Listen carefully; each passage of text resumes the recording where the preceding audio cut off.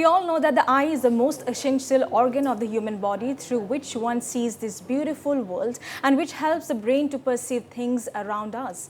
But unfortunately, corneal blindness is one of the most common forms of blindness prevalent in the nation. But no worries, because that is preventable with early detection and medical intervention. Hello and welcome to Good Life, the health show. I am 𝗟𝗓𝗙𝗘, and joining us today is Dr. 𝗚𝗡𝗙𝗥𝗧𝗛, the head of the department in cornea services, and Dr. 𝗟𝗜𝗙𝗘𝗘, consultant in cornea services at 𝗟𝗜𝗙𝗙𝗘𝗙 in Guwahati. Well, coming to you first, doctor, tell us what is corneal disease or corneal blindness and what causes this disease in people? Oh, thank you very much. You have asked a very good question. So, corneal blindness, but any disease, any disorder of the eye where the cornea is diseased. There are so many reasons for the cornea disease. That can be due to some injury or due to some infection, or there may be congenital by birth.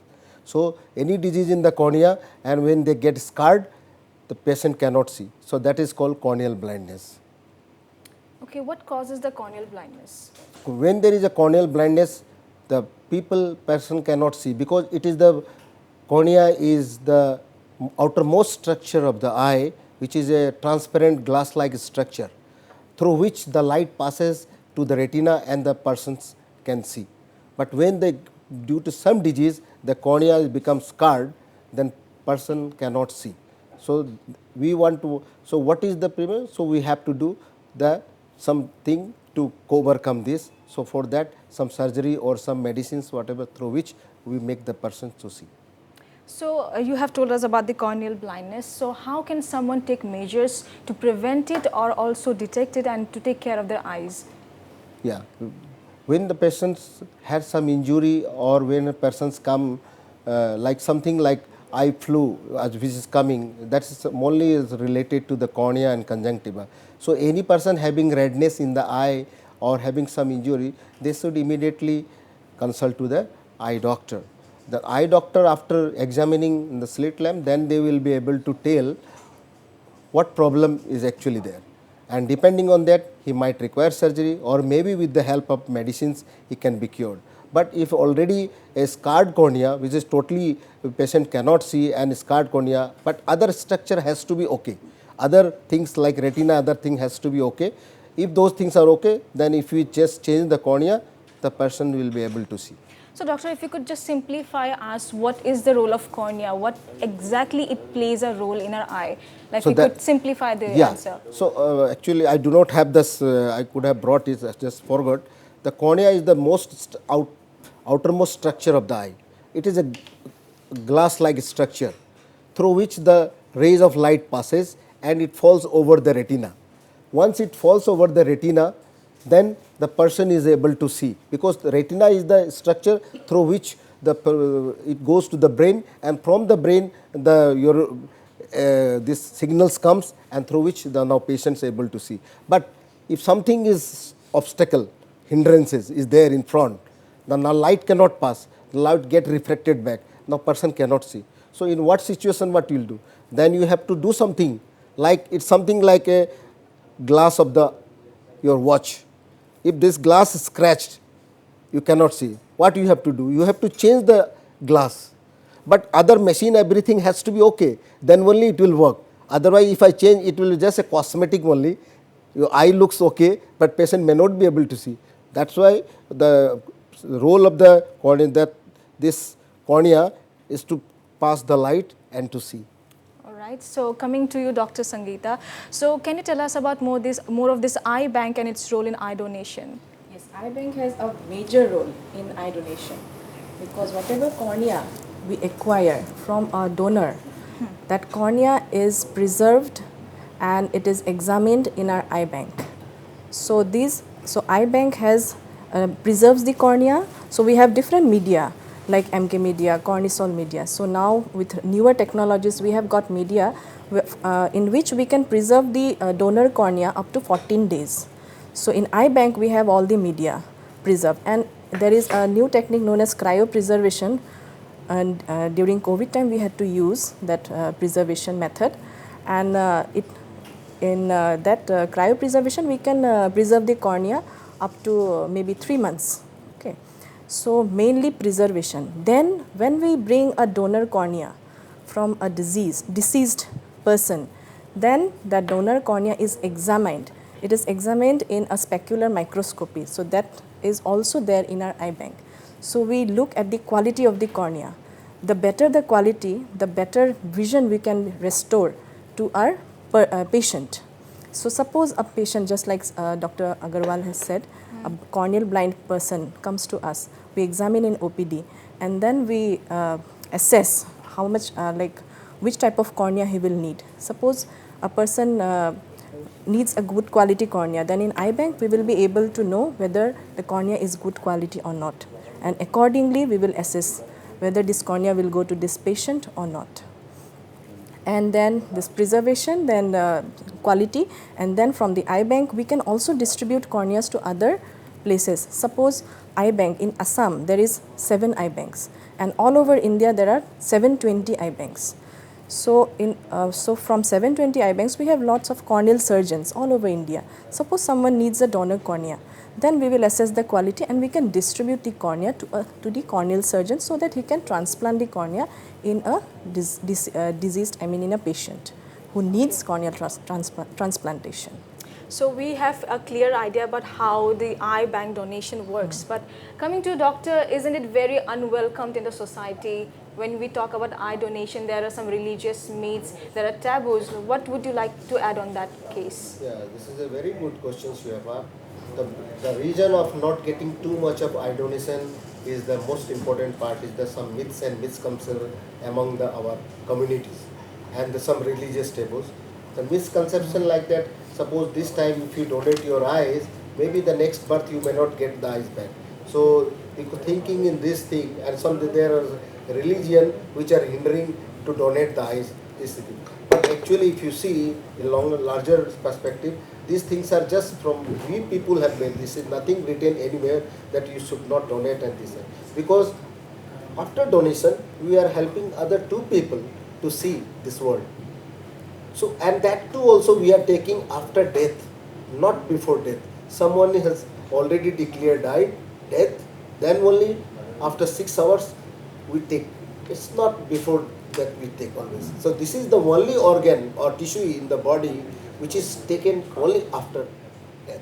So this misconception and this myths has to be actually removed from the society. Then only we can generate more and more corneas. And because of that reason, because now to what we are doing, we are getting eye donation from the home. That means someone dies at home, they will give a phone call to us that there's someone has died, this is the reason. So our team will go there, they will do everything, and then they will bring the eye to our laboratory and see that. But the thing is that, well, doctor, we'll have to take a very short commercial break. Very quickly, we'll come back to this big topic we are discussing today. Stay tuned.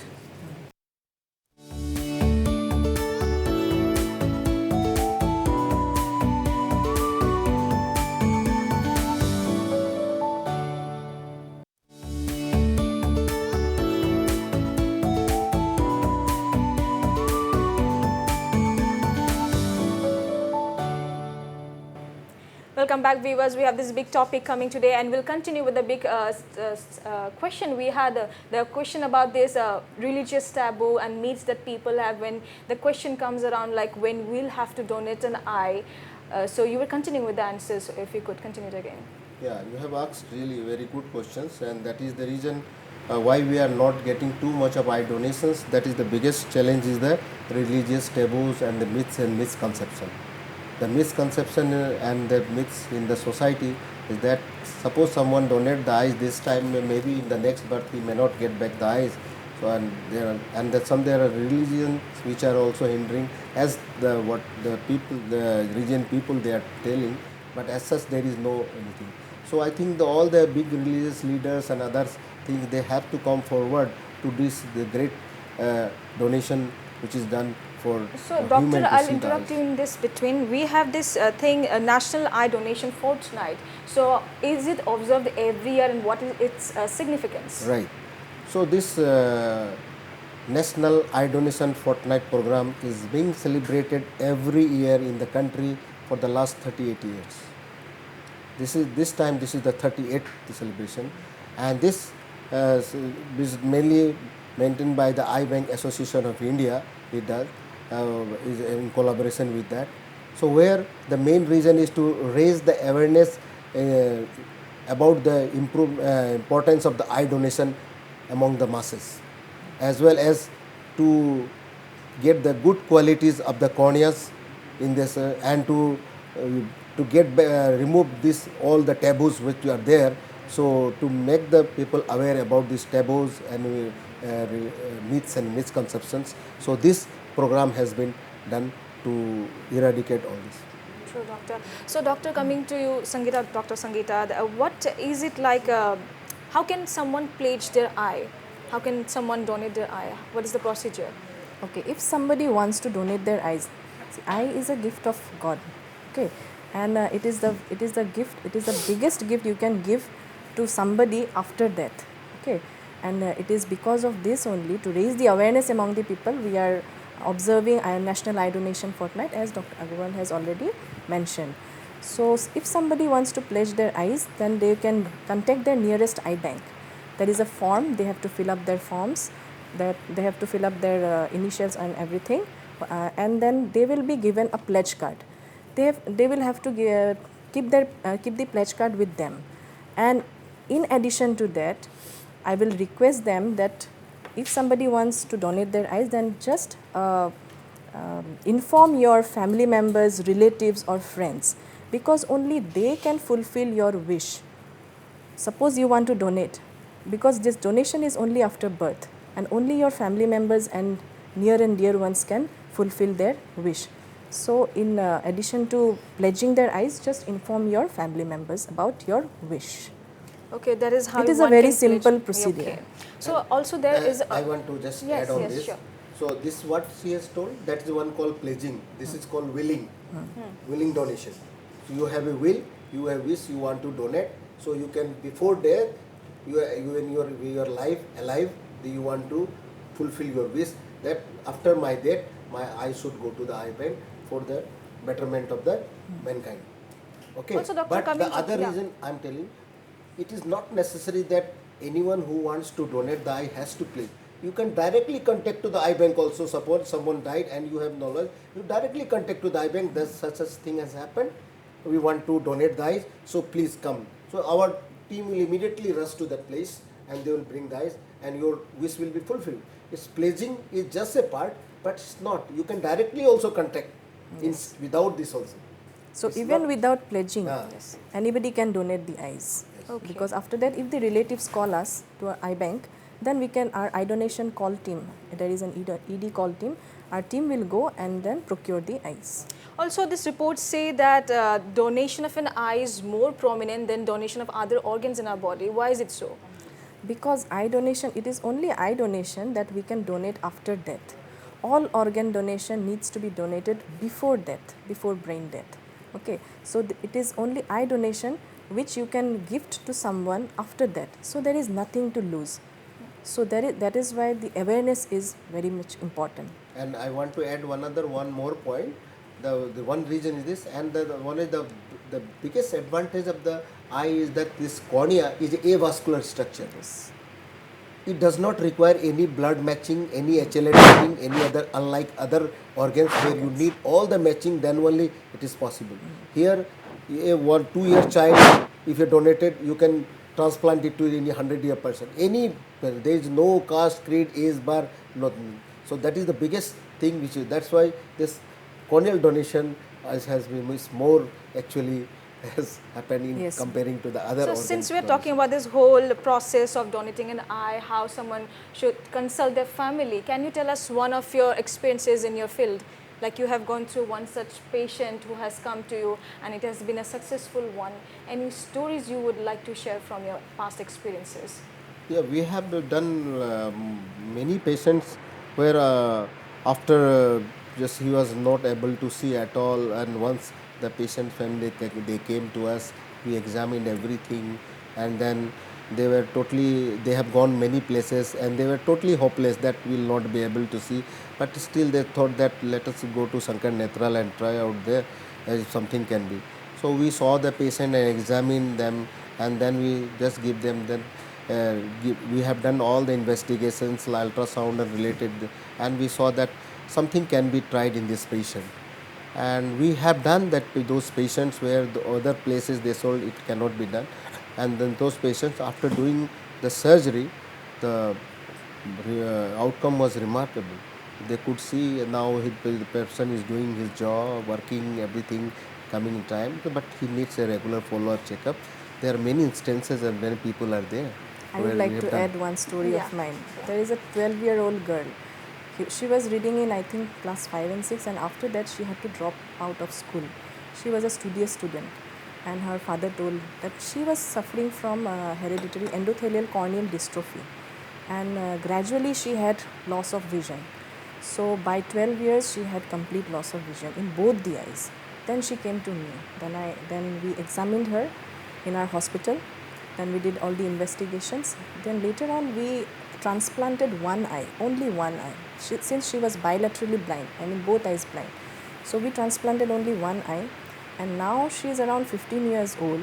So she passed her 15, 16 years old probably, and she has passed her, she went to school, then she has passed her board exams. Her personality has changed, and it is like a visual light, and she wants to go ahead with the other eye surgery now. So she really has regained her lost personality, and we could instill self-confidence in her, and now she can do all the activities.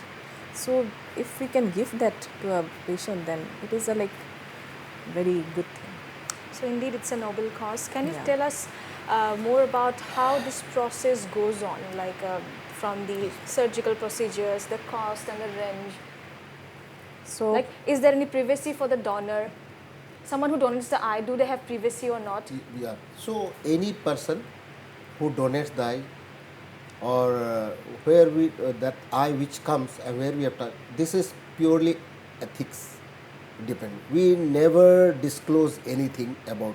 Yes, we disclose the family members that we have received your eyes, your quality of the your such and such quality is good, and this, and we have transplanted to the persons and they are doing good. But we are not telling which persons we have transplanted this, because there are a lot of reasons. These are many. So because of that, we do not disclose this. So there is confidentiality in this procedure. Total confidential. Total confidential. We do so not patient doesn't know anything about it. Okay. So can you tell us, according to your knowledge and the past experiences, how far have you people done this procedure on people? If we have to talk about Guwahati or as a Northeast as a whole, so how many patients have you recovered from this disease? So every year in our hospital we have recovered almost 100. I think every year I am telling about. Sometimes it ranges even beyond that, maybe 200, 250, up to 250. So every year, but we have a long waiting list of patients, recipient. So if we see the donors are less, so that is why we are not able to fulfill the waiting list. I mean the pending patients which need to be transplanted. So after corneal transplant, we have two different types of corneal transplantation. One is optical, that is for vision, and one is therapeutic. Suppose a person has an infected eye. So he comes to us in the late stage, medicine is not working. Then what do? We have to remove the cornea, because that cornea is the source of infection, and it can go towards the retina and it can also infect the other eye. So in those cases we do therapeutic penetrating keratoplasty. So those cases are not for vision, that is just to restore the eye, and later on we can give optical, I mean vision. So later on this optical keratoplasty is for vision mainly. The story which I have already told you, that is optical keratoplasty. But in emergency cases we have to do therapeutic keratoplasty also. Okay, so coming to you, doctor, lastly, what would you like, since we're running out of time, what last message would you like to give our viewers who are watching us right now?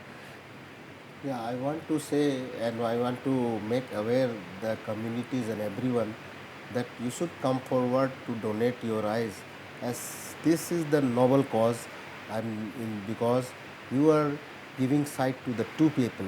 And this is the biggest thing is that the eye donation is only done after death. It's not done before death, which other organs needs to be taken before death. So if you come forward, there are so many people, because in India around 67 lakhs people are blind, and from the cornea, if you say India, around 1.2 million people are blind. So these peoples always, every year we are 30,000 new pieces are added. So we are always in backlog. And how many operating we are in India? Around 30 to 40,000 people we are operating. So still every year there is a backlog. So now what we have done, so we are trying to have the hospital corneal retrieval program.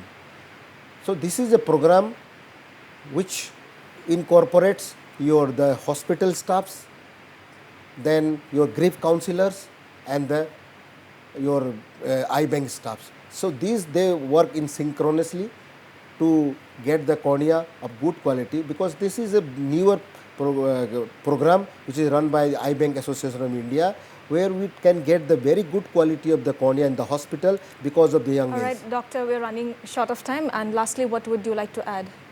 Okay, as sir has already told that hospital cornea retrieval program, here we go to hospital, okay. So if there is a death in the hospital, we can retrieve the cornea from that, and in that way that we will get a good quality cornea.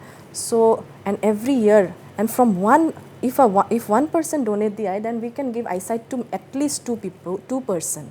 And nowadays with lamellar keratoplasty, we can give vision up to 4 people.